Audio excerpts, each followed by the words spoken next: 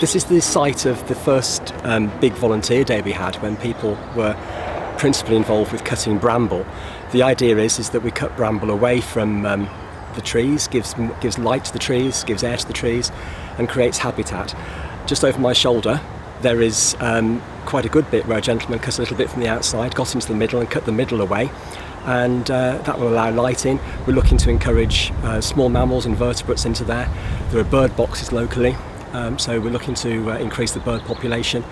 The light going in will increase the understory, so we'll have more plants, more different plants underneath, increasing the biodiversity of the area.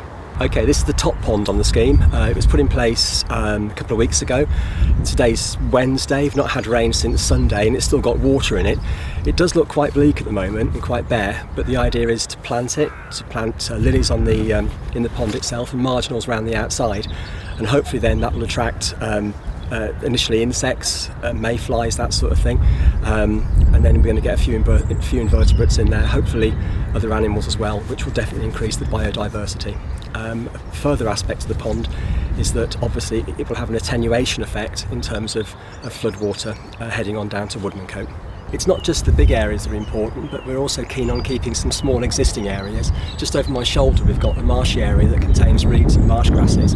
Those are also important, and those areas will be retained as part of the scheme. The area behind me is the area that's going to be our woodland area. The trees are arriving on the 21st of February for volunteer planting on 23rd of February. So this area will change dramatically. It won't be this area of grassland, it will in time become a small woodland. This film so far has talked mainly about the biodiversity improvement aspects of Cleeve's scheme, but the flooding aspect is also really important, the flood mitigation aspect.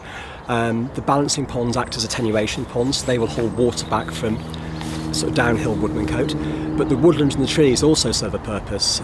Trees in full leaf act as umbrellas and stop the ground getting hammered by very, very hard rain.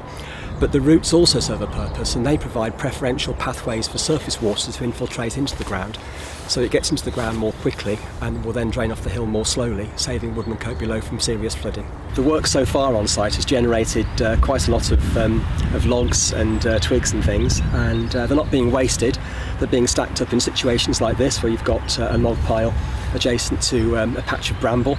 To my left you've got log piles in between the two fences next to the hedge, and the idea is that they will provide habitat, provide homes for small invertebrates and possibly also small mammals. Looking up the hill behind me we've got a couple of leaky dams.